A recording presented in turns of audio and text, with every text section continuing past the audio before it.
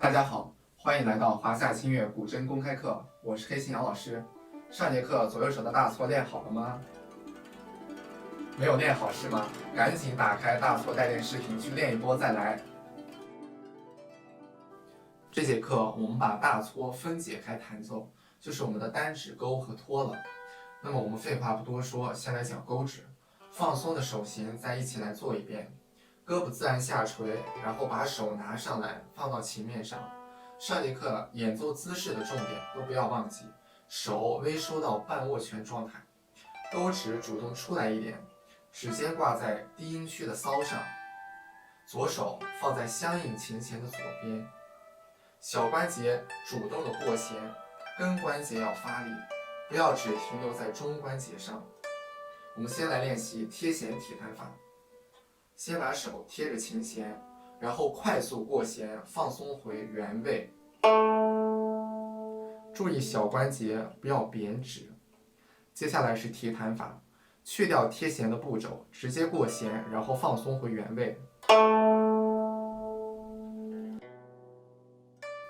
先回到基础手型，然后打开，放到中音区的骚上，手指不要放这么直，虎口要放圆一点，保证指尖尽量正面出弦，放到弦上，小关节弯曲一点点，尤其要注意小关节的运动，不能只用根关节过弦，要很明显的看到小关节过弦。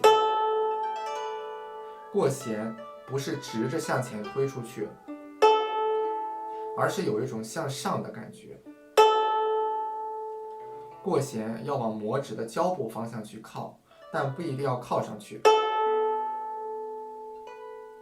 接下来先练习贴弦体弹法，先贴着琴弦，然后快速过弦，放松回原位。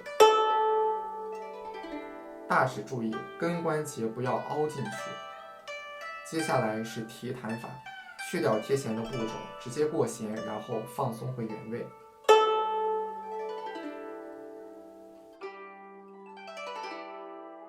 单指练好后，我们来练习勾指和托指的交替弹奏。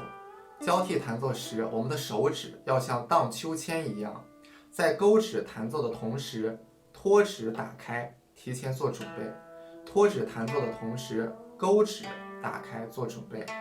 两个手都不要提前贴弦，直接用提弹法练习，可减少出现杂音。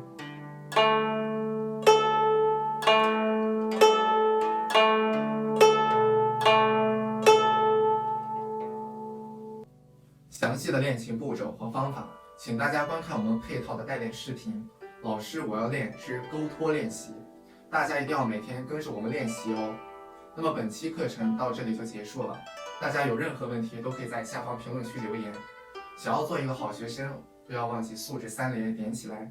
下期再见吧。